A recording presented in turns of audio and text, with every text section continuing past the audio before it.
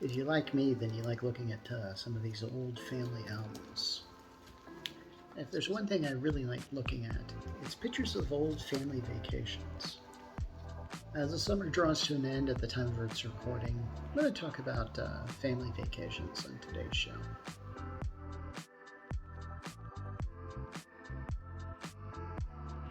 You probably grew up in the 70s and 80s and probably had your photos all in one of these type of albums, with one of the plastic pages with the sticky stuff.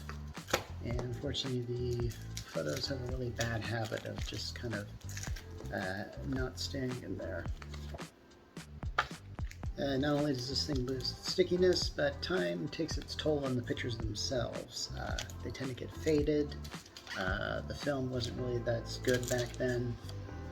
Just even showing some of these photos just makes it feel like completely vintage. I mean, look at that, it's a Polaroid, for crying out loud. But hey, even if we kept our photos in like some sort of shoebox or some other method of organization, there's something really nice about just having these type of memories in your hand. I don't even know what these ones are, honestly. Oh yeah, these ones are really old photos. These are my wife's. Yeah, I recently took a vacation myself, and you might have noticed that I hadn't done a video in like 2 weeks. There was like a gap between episodes 9 and 10. Yeah, it was the 4-part letter series that I did. Really allowed me to get some stuff off my chest, and I am really glad that I did it. My purpose of that series was to talk about many organizations that have unintentionally caused me hurt. And by facing this, there were 4 organizations in a row that I did for mostly chronological order. But even before that, there was a lot of pain that I had even before that. And you might look at this album and think, oh, how could any sadness happen to somebody in here? Well, hey. Take a look at a lot of these pictures. Remember how I said I grew up on the autism spectrum and didn't know it? Honestly, considering the expressions that I have on these class pictures or professionally photo done pictures, it's hard to believe that nobody saw it. It also didn't help that at the time, around 5th grade, my parents went through a divorce.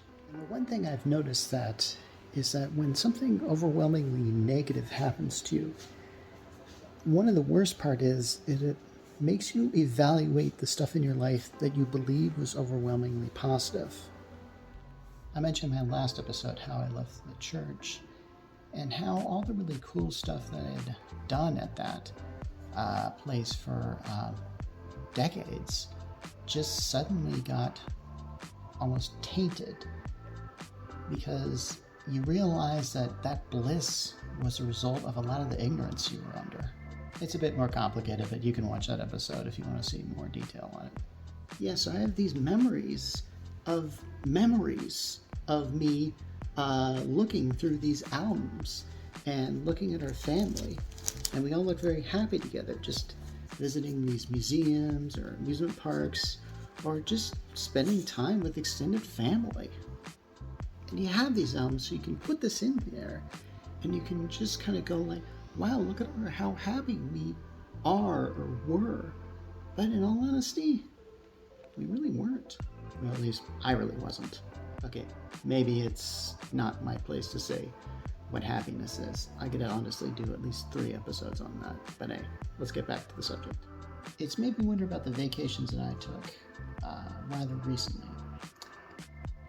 In fact, I took a 2-week vacation about 2 years ago. I even wrote an article about it, about how to take a summer vacation and avoid Clark Griswold syndrome. If you're not familiar with that, Clark Griswold is Chevy Chase's character in the movie National Lampoon's Vacation, a 1983 film in which he takes his family on a vacation and just chaos ensues. Of course, we all have to do this, don't we? And so, yeah, I took this trip, rented a car, packed it up, and we went to lots of places. We went to Pocatello, Idaho to visit my wife's mother and family.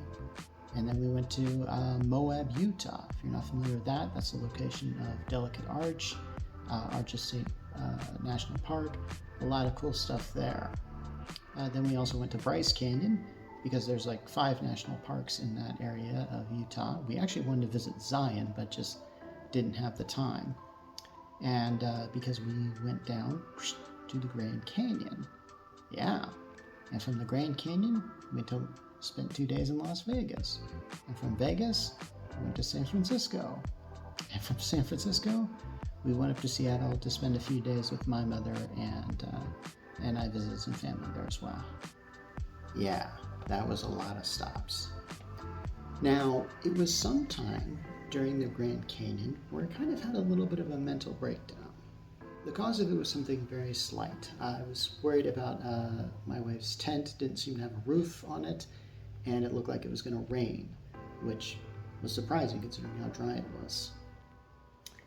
And I just kind of wanted to, like, okay, can we get some sort of like closure on this thing? I mean, because I really couldn't get an answer from my wife and daughter if they wanted to spend the night in the car, or if they wanted to somehow secure their thing. And it just was kind of too much for me for some reason. And yeah, I just kind of felt like, I don't know, I think something that sent me over the edge was I just kind of felt like I maybe wasn't being listened to, or that that this was something that I was afraid was gonna, it was gonna make their vacation bad.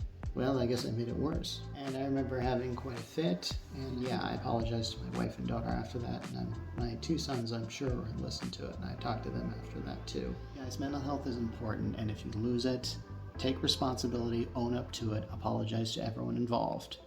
That's it. Being on the autism spectrum, it means that I usually want my life in a certain way. I want things in order, I want them to run, and when things just don't run on time, or when things kind of get shaken up, or if I sit down wanting to listen to music and my headphones are on the other side of the room because I left them there, that really upsets me. What really upsets me most in the world is being lost, like just not really knowing where you're going and not really knowing how long it's going to take to get there. Thank God we had GPS the entire time. I don't even know how we would have done a vacation without that, honestly. Road maps? Now, this doesn't mean that I occasionally don't want to have some kind of adventure, that in being in this box, in going to work every day and following the same schedule, you want to break loose from it sometime. Even somebody like me wants to do that. So yeah, I took my family on this trip because I guess I just wanted to be some sort of Disneyland dad. Now I realize that expression usually applies to dads that are divorced and want to essentially cram in all this exciting time with their kids to make up for the time that they've lost with them.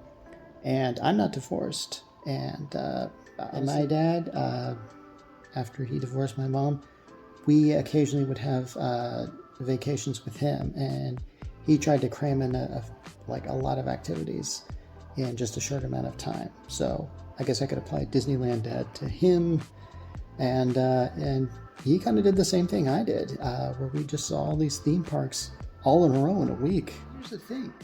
In both situations, both these vacations I was talking about, the one I took 2 years ago, and the one my dad took me on decades ago, my general memory of it is very pleasant.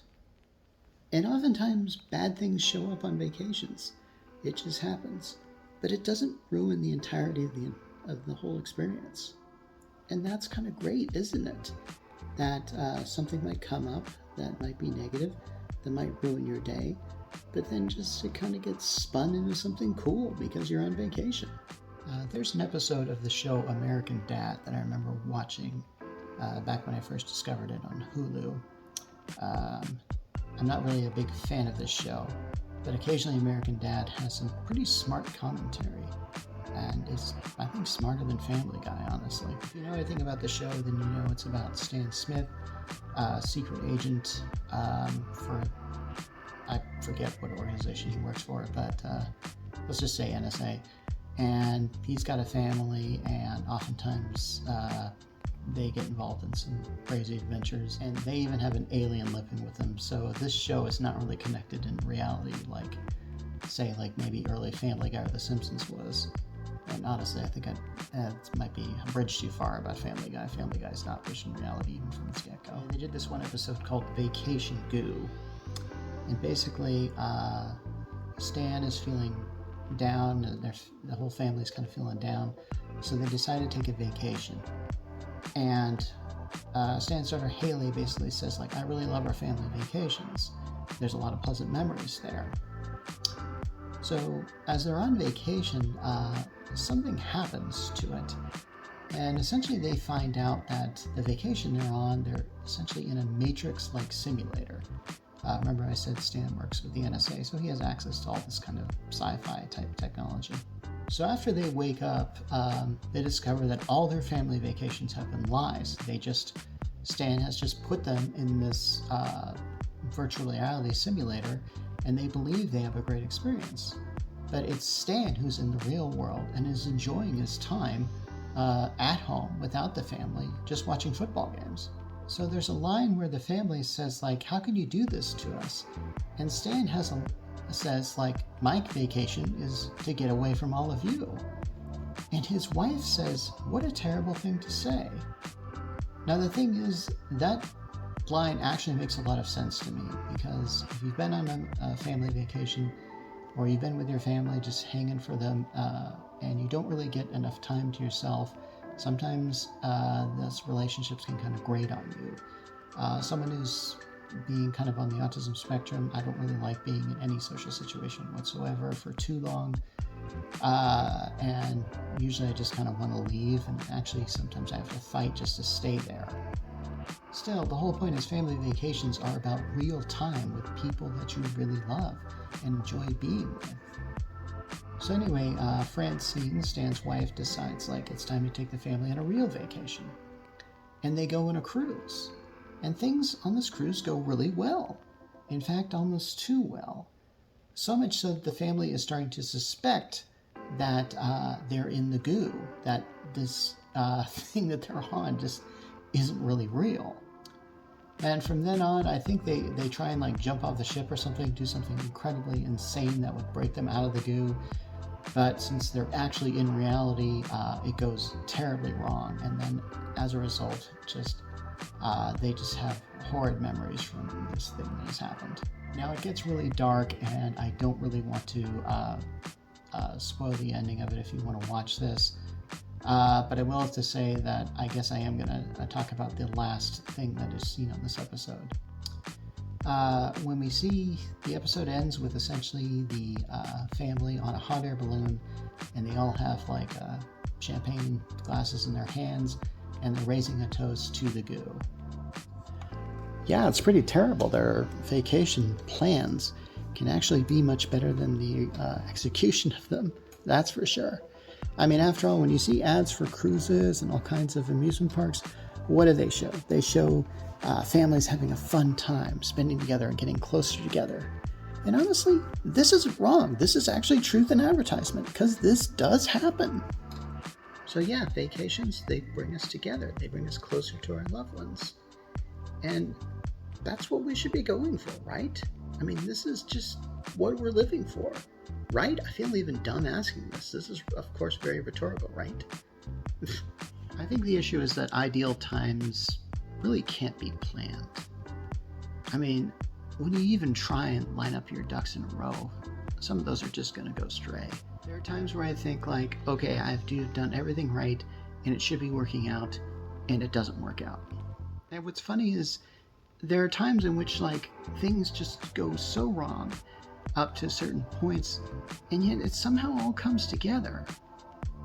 Let's see, I'm trying to think of a good example. Back when I used to work on skits, I'd have these skits that I'd write, and they would look really good on paper, and then you'd actually perform them, and they were crap. And then I'd have some skits that on paper, they looked pretty meh, and you kind of go like, well, we got a deadline, we got to turn in something, so... And then you get, I don't know, some good actor or something happens, and just the story is brought to life, and it becomes really special. In other words, there's just no way you can really plan on this. Even when you try and plan on good things, sometimes the worst of things will happen. It just happens. When I was on my vacation about a week ago, I woke up in the morning and realized I'm going to need to spend time with my family here. We're going to go someplace. I think it was like to a museum or something like that. Then afterwards, I was going to go to dinner with them, and I just felt that was going to tear me apart. Now, I don't want you to interpret this that I hate hanging out with my family. I love my family, and I like hanging out with them. The issue is just like these kind of social interactions are not pleasure to me sometimes. And sometimes I just kind of have to get away. So in the morning, I felt like, oh gosh, I didn't even want to get out of bed, and yet I'm on vacation, right? This is shouldn't I be doing what I want to be doing? And what I wanted to be doing was spending time with my family, and I was doing it, and yet I wasn't looking forward to it. What's up? So I went upstairs to have breakfast, and I saw my dad and his wife there. And I basically sat down with them, and I basically said, listen, I'm going to have to explain something. And I tried to tell them, like, hey, this is kind of like what I'm going through right now. This type of day might be kind of hard on me. I might have to just sort of excuse myself for a little bit, or I'm just afraid I'm going to have some sort of meltdown or something like that. And I found that they were just very understanding, which I really wanted to hear. Just to let you know, something did kind of go wrong, but I hardly would call it like, just anything like too severe. Anyway, so I was like, I hesitate to say anything was bad on this vacation, but I was driving my sister back to her place from our place, which was just a paradise to stay at, by the way. So I followed the GPS, and I was in downtown Seattle, and didn't really know how to get around. And driving in downtown Seattle streets are very crammed, and streets are sometimes one way, the other way. It's not exactly a perfect grid. So just because you know where you are geographically doesn't mean you can get there. And the place, I entered in my address on the GPS, and it had me take the freeway. I didn't want to get on the freeway. I-5 is nothing but backed up like all the time. And honestly, it wasn't, it was like after 9 or something like that, so it wasn't really that bad. I basically just had to say, all right, I'll take it. But man, did I just have like a real snit fit in the car over this thing. Now, no one was with me. I was all alone, but honestly, in my history has shown that I can have some real bad freakouts when I'm by myself. I think it's like when I'm with others, then I think I just kind of like, usually I don't freak out as much because I don't want them to think that I freak out. If that's the worst that can happen, that one incident on this vacation, then I had a perfect vacation. So yeah, I went to museums with my family. We had a great time. We spent it together. We just talked and ate. Didn't really do that much, but we didn't have to. Because it doesn't really matter where you go. What really matters is just that you spend that time together. And that's awesome. I think I mentioned the American Dad family earlier. I'm going to mention that Griswold family that I mentioned when I spoke about National Lampoon's Vacation. If you've ever seen that episode where this family tries to get to an amusement park known as Wally World, and they discover that it's closed, what happens next is just the dad snapping, and him going to get a BB gun and to hold poor John Candy hostage while he goes on the rides. Here's the thing. I actually heard the original ending of National Lampoon's Vacation was much darker, that Chevy Chase's character bursts into the home of Wally World, which is apparently Roy Wally, and kidnaps him. So there's kind of that thing going on. And I believe at the end of the episode, or the end of the movie, Chevy Chase basically tells Roy Wally, after he and his family are caught, and saying like, hey man, if it was your own kids, wouldn't you do the same thing? And Roy Wally just instantly forgives him. It's a dumb ending, and it wraps up a little too easily, but honestly, I think that's what makes it great. I've been on family vacations where just a lot of crap can go wrong. Just if one really good thing goes right, and you can take home a really good memory, it's worth a trip. And speaking of non-real families, I'm going to end this episode with talking about one of my favorite shows, The Simpsons. Yes, I'm surprised that The Simpsons is still on the air, and yes, I actually still watch them because occasionally the show does put out a good gem once in a while. In fact, the episode that I'm talking about was put out in the last 10 years, and that's a miracle that you even have a funny episode of The Simpsons in the past 10 years. But enough criticism. The episode is called like the fun thing that Bart will never do again. And on this episode, Bart is seeing a lot of ads for cruises, and they always make cruises look so much fun, and he always wants to go on one, and he kind of can't, because, yeah. Somehow the family does scrape enough money together to get a cruise, or they somehow get a cruise. I don't really know. If you've watched The Simpsons enough, you'll usually discover that whatever happens at the beginning of the episode usually doesn't carry through into the next episode. It goes from one thing to the other. In this case, I actually think it started out with just Bart's obsession with cruises, and that stayed that way the whole time. And what's funny is they show Bart on this cruise, and not only is it as good as he imagined, it's in fact better than he imagined. And it's so good that when the cruise is about to end, he actually takes these really strange methods to make sure that the boat stays on the water. And I heard there was a case of a boat, a cruise ship that got lost, and maybe that was inspired in this thing. And yeah, in this case, yeah, it got kind of dark. Not American Dad dark, but pretty dark.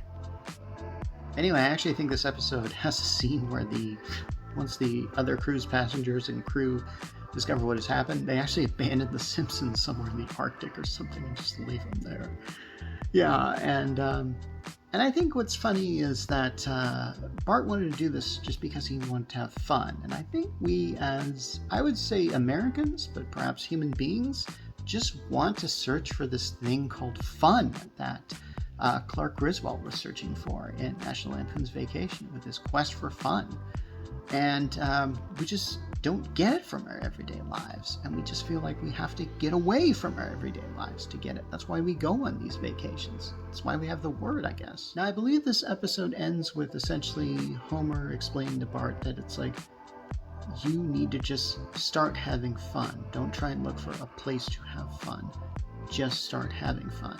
And it ends with them just taking advantage of their surrounding, and they're surfing with penguins or something like that, sliding on ice slides. That does sound like fun, but of course they don't seem to mention the fact that they're probably freezing their butts off. And I actually think that's just the first ending. I think they show Bart essentially as an old man looking at pictures from this vacation and thinking like it was his best time ever. And that's kind of what a lot of vacations are in our minds. You know, it's just the idea that not only are we taking time off, but we're having the time of our life in the process. For me, I'm all about the time off. I mean, usually on my first day of vacation, I try just slacking off as much as possible because in addition to working and doing these videos, it's there's just very little that I just do just because I just want to do it. I mean, I remember some of the best days, I think, were on my honeymoon, where my wife and I just went from hotel to hotel and just from town to town. There were other things going on too that made it great, but that's a door I'm going to keep closed. Most of the part of the trip was spent just relaxing here and doing essentially nothing, not trying to keep up with the clock and just doing stuff. Now, if you're like me, then you got a job and you probably even have some side hustle on the side to make ends meet. You could use a little rest. All of us could use a vacation once in a while. So here's what I'm proposing. I propose we set up basically where we flip the weekends and the weekdays. That is, we work 2 days a week and we spend 5 days off on vacation. And, we just spend 2 days doing maintenance for the stuff we need to do. I mean, come on, it's only going to take 2 days, right? And then we just kind of relax for that time. I'm sure all of you are wondering that that's just not a realistic appraisal, and I have to agree. I think there is a point in life where we do have to keep working just to keep things going. And yeah, it is a good time to get away. But perhaps it's not the place that we're in is creating our vacation. It's our mindset, really. Yeah, basically, if you have the mindset that you enjoy your life and that you are kind of living and relaxing as you do your things, then essentially life can become a vacation. Especially if you just spend time with your family like you really should be spending time with your family. Give them things during the day that you can make memories of. You don't have to go to Disneyland or take a cruise to do that. You can just love them. Anyway, that's what you need to look out for. Is just really get the real love down here. If you can do that, shoot. You might not even need a vacation. But I highly recommend taking one. Seriously, go ahead and take one. You deserve it. You work hard. Anyway, this has been Mark Rollins from the Geek Church. This is probably going to be one of my shorter episodes. I haven't really done much taping on this, maybe an hour or so, which is kind of relief. Having trouble with the video editing and stuff like that recently, so maybe I want to do a shorter episode, but I also want to change it up a little bit. You notice I was walking around here and switching aspect ratios. There's a good reason for that. I just like to do that. In a way, that's my vacation. Anyway, this is Mark Rollins from the Geek Church, signing off.